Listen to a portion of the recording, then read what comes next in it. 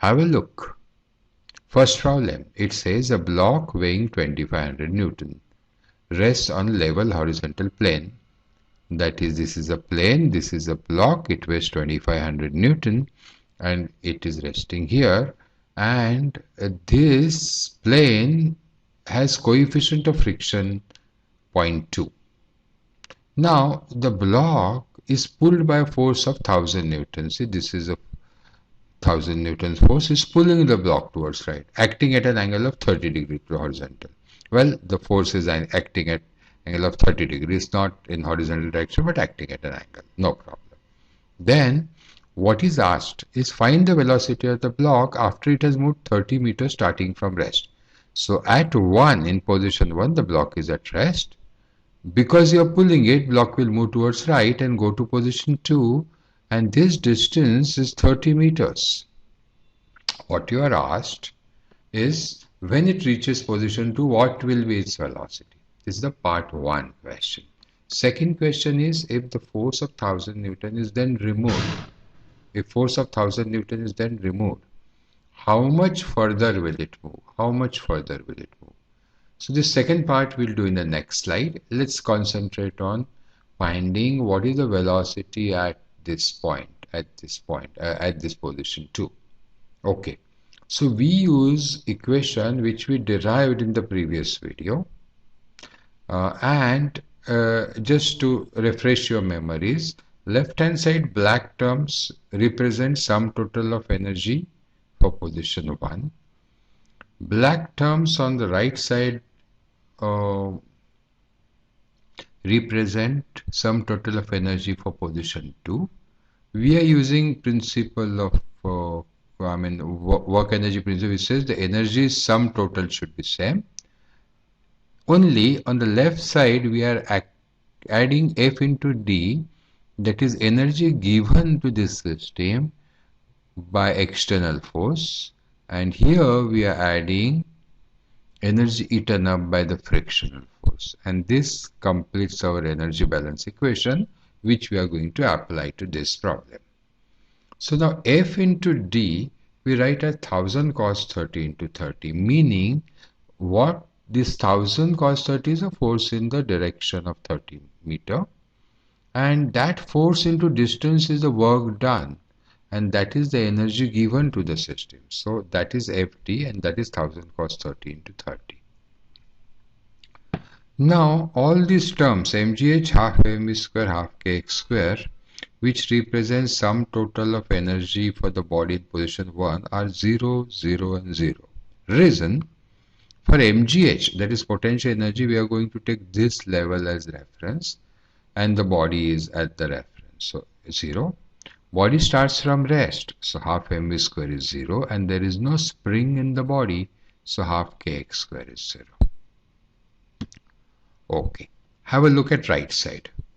mgh is still 0 because body even after coming to position 2 is at the same level, so same reference level, so mgh is 0. Half mv square exists because by this time body has achieved some velocity, and half kx square is 0 because there is no spring anywhere, and then is frictional force into d, distance is 30, and frictional force is always 0.2 mu times the normal reaction. Normal reaction here we can calculate by simple statics, writing sigma Fy equal to 0 in vertical direction. What we'll get is 2500 is equal to R plus 1000 sine 30. That gives me R as 2000. And this R I plug in here and I get my V, which is 10.47 meters per second. As you all know, the M will be 2500 by G. M will be 2500 by G, the mass. Okay, because 2500 Newton is the weight. Alright, so we got our velocity. We got our velocity at position 2. Now let's look at the second part. If at this stage the force 1000 Newton is removed, how much further will it move? You all will agree that because it has velocity towards its right, it will move on. So let me redraw the figure here, wherein position 2 in the previous slide has become position 1 in this side. The force is removed. And position 2 is at a distance d where the body has stopped. Now between these two, again I write my energy equation, which says F into d, but F into d is 0 this time because no external force. Mg is 0 because same level.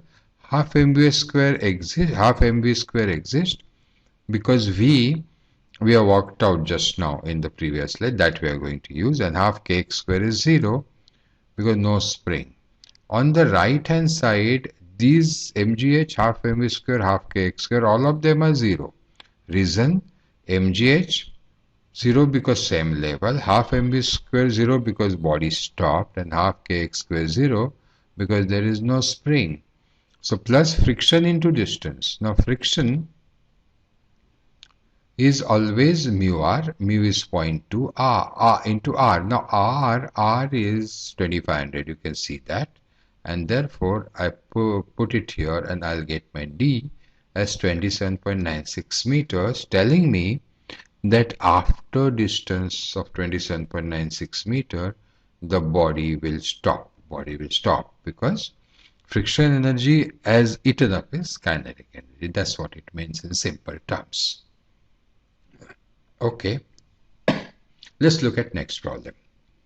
It says a body weighing 300 Newton is pushed up the plane by a 400 Newton force acting parallel to the plane. If the initial velocity of the body is 1.5 meter per second and coefficient of kinetic friction is 0.2, what velocity will the body have after moving 6 meters? So here's body's position 1, here is body's position 2 after 6 meters, and you are asked velocity in position 2. So we do exactly similar manner, write energy equation and see what is what. F into d this time is 400 into 6. 400 is along 6. mgh, see now I need reference. Now between these two I'll take the lower position as reference. So if this is my reference, mgh in position 1 is 0. Half mv square is half 300 by g into 1.5 square because see, body's initial velocity is 1.5 meter per second. And half kx square is 0 because there is no spring.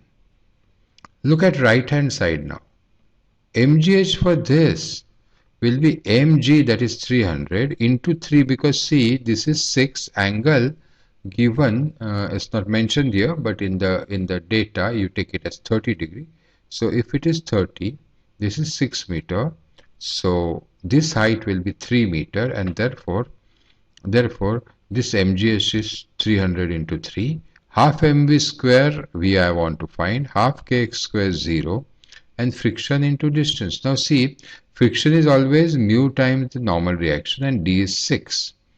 Now here if we write sigma fy equal to 0 in the direction perpendicular to the plane, this angle, as I said, is 30, so this is 30, and therefore r is equal to 300 cos 30, and therefore you can get r, which you can put here to get your v, which will be 8.942 meters per second. Okay, one more problem.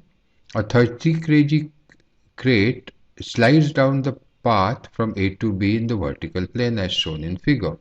If the crate has initial velocity of 1.2 meter per second down the incline, we call it position 1, and it achieves velocity of 8 meter at its second position. See, this is second position, this is first position. Calculate the energy lost due to friction when particle moves from position 1 to position 2. Simple, we follow the same thing, and by the way, this data of 6 meter height is given. Alright, we write our equation. F into d 0, yes. mgh 30g into this height 6. I take this level as reference now. Half mv square, yes, v was given as 1.2. Half kx square is 0 is equal to mgh plus half 30 into 8 square. The velocity here is 8. plus no spring, so half kx square is 0, plus friction into distance. Now this is sum total is asked. That's the energy which comes to 825.6 joules, which is the energy eaten up by friction while going from here to here. Okay, thank you. There are more problems coming up in the next video.